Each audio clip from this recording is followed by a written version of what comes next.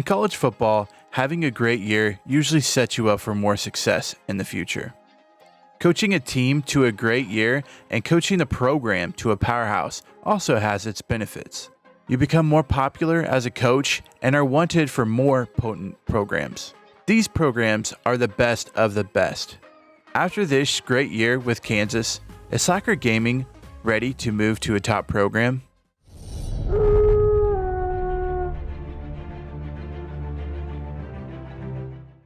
Welcome to 688 The Bull. This is Justin Turner coming to you with some program news for the Kansas football. And we got some breaking news. Kansas head coach Slacker Gaming has been offered a head coach position at Florida State, one of the best, most prestigious programs in the country as far as football goes.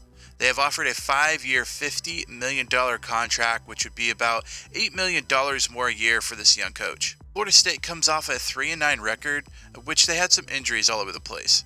Slacker would be walking into a powerhouse loaded with talent. However, he has decided to stay with his alma mater, the University of Kansas, and has stated that he wants to build a program to the next level. He will be making around $2 million in his next few years of coaching. With Slacker Gaming continuing to further his coaching career at Kansas, a few coaches at Kansas are going to be going for greener pastures. The offensive coordinator, James Franklin, accepts a 5-year contract to be the head coach at Hawaii. Dave Campo, the defensive coordinator, retired at age 70. So Kansas is going to need some people to fill in those shoes, and they're kind of looking around to see what they can get for a defensive coordinator. And they actually find defensive coordinator Rich Nagy from Tulane to fill in that gap. He runs a 4-3 defense, so we'll see if that defense pays off. And because James Franklin, the offensive coordinator, left for a head coaching position, they also need to find that as well. And they go out and get Jim Bullman, an offensive coordinator from Michigan State. And Michigan State kind of runs that pro offense, but I'm sure Kansas will kind of keep the offense they were running early on in the season. Coach they have in Slacker Gaming, I'm sure he will kind of build the offense around his players. Also in the players leaving category, Skylar Miles decided to go to the pro draft as a senior and actually got selected in the first round of the draft. Some other guys leaving: Desmond Daniels, Jordan Underwood, couple of offensive linemen, including Burton, a couple of corners, Tyree Williams, Greg Allen, all of those guys leaving because they're senior. We also want to tell you that Eric Robbins has been transferring to Buffalo, so KU probably going to try to play Buffalo this year in the regular season, but the problems off the field and everything with Eric Robbins, coach kind of let him go, and he ends up transferring to Buffalo. The next thing to discuss is going to be the recruiting. Kansas actually ending up with the number 1 recruiting class, signing 2 5-stars, 12 4-stars, 9 3-stars, and a couple 2-stars, getting a total of 25 recruits. So filling all of those recruit and filling all of the positions. Kansas coming in at number 1, a huge thing for Slacker Gaming moving forward. If he could continue to get top 5 classes, then hopefully the program will continue to build. A big recruit they got was Ben Zapp, a 5-star halfback from Kansas City, Missouri, kind of doing the recruit throughout the year. He wanted to go to Missouri, but he picked Kansas about halfway through the season and ended up signing with the Jayhawks. So a 5-star halfback to kind of go behind already a very, very potent halfback class. Now keep in mind, a few guys are juniors and seniors this year, so they will be moving on. So Ben Zapp will probably either see a redshirt year or not see much playing time as a freshman, but definitely going to be the leader of this program at halfback moving forward. At the wide receiver position, they picked up 3-star Jason Williams. Tight end position, Adrian Lawrence, a 4-star tight end, and Jarvis Cunningham, another 4-star tight end. So 2 4-star tight ends coming in this year for Kansas, and hopefully going to be turning the corner from Eric Robbins. Guards coming, Quentin Harley, AJ Webb, another big guard. He was a 3-star guard, another 3-star guard in Willie Anderson, and another 3-star guard in Brandon Anderson. All of these guys coming in the same class. A very, very potent offensive line class this year. At center, James Smith, a 4-star center from Illinois, signing early and continuing throughout his recruitment. Chris Hall on the defensive end, coming in at 3-star from Pennsylvania, a big get for Kansas. Going to defensive tackle Justin Averly, a 4-star defensive tackle from North Carolina, kind of in a recruiting battle with Texas there, but they were able to come up and Kansas was able to sign him. Now on to the linebackers. 3-star Casey Mitchell, a big linebacker coming in. Another outside linebacker in Barry Ward, a 4-star guy from Alabama. They also picked up a Louisiana 4-star outside linebacker in Jacob Pope.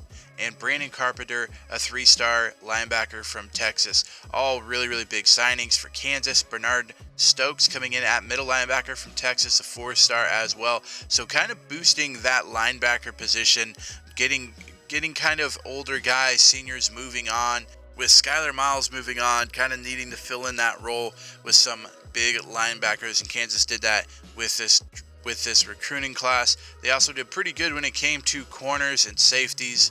At the corner position, they got Greg Walker, a 4-star cornerback from Louisiana, beating out TCU and Texas A&M in the recruitment battle. They also got Ryan Bryant, a 3-star strong safety, and a couple of athletes that will probably move over to that cornerback role. Cole Moss, a 5-star athlete from Texas, beating out Miami and Tulsa for him. They also got Charles Mitchell, a 4-star from Minnesota. Then another 4-star athlete from Texas in Jerome Perry. Paul Jones, a 4-star athlete from North Carolina. And Drew Wheeler, a 3-star athlete from New York. So a big recruiting class for Kansas this year, and it looks like a lot of their athletes are going to go to that cornerback position, a few to halfback, and maybe even 1 to wide receiver. We'll have to see how it all plans out during the year. But looking at redshirting this year, going to be a ton of red shirts this year. They're going to redshirt Jerome Perry, the quarterback that they moved from athlete to quarterback, a guy that's looking to take over after Robinson leaves. Then we got Ben Zapp, and they're going to redshirt him as well. I told you they probably would. They decide to redshirt him, give him the extra year. At tight end, they got Ben Johnson, the senior, going, but they want to give their freshmen some room here. So Cunningham going to get the red shirt there. Lawrence seems like he's going to be playing a bunch of tight end this year. Going to the left guard position, Anderson, the center, Smith, and Harley, the freshman, going to be redshirted there as well. AJ Webb also getting the red shirt as a freshman. Going to the defensive side, not a lot of red shirts here, but some of the linebackers get the red shirts this year. Those linebackers are going to be Jacob Pope, David Smith, and Bernard Stokes, all getting red shirts this year. And nothing bad. Rema Tucker also is a sophomore, is going to get a red shirt. Ward and Carpenter at the linebacker position as well. And then we're going to go to the corners, where Greg Walker and Wheeler are going to get red shirts as well. Over to free safety, the freshman Mitchell, a red shirt. And then strong safety, Paul Jones, the athlete, and Ryan Bryant, both getting red shirts. So looking over the schedule Kansas has set for themselves this year, they're going to start out week 3 against Ohio at Ohio, kind of the flashback game of the bowl game last year. So Ohio at Ohio week 3. Week 4, they're going to go to Oregon, a big game there. It could be a top 5 matchup, at least a top 10 matchup, as Oregon comes in at number 10 on the season. And then they're going to play at home week 5. Circle it on your calendars.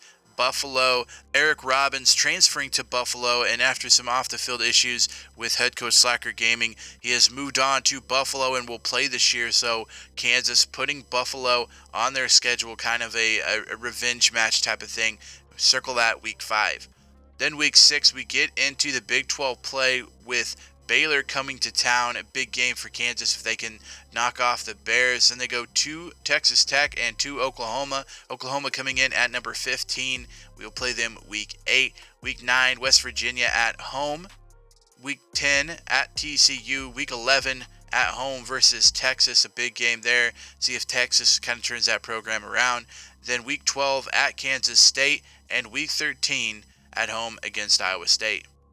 And then we'll finish up week 14 home against Oklahoma State. And then week 15 is conference championship week.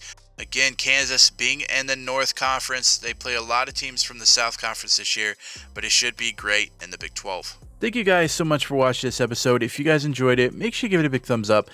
and let me know how excited you are for the next year. I will go a whole nother year basically, so we're going to have another 15, 16 episodes coming out very soon. So keep that on your calendar, and I know there's a lot of people that want to keep watching this KU rebuild, and I will keep doing it, the franchise, for another season, and then we'll kind of shut it down throughout the summer while I do some baseball stuff, and then we will hit it back off when it starts to become football season again.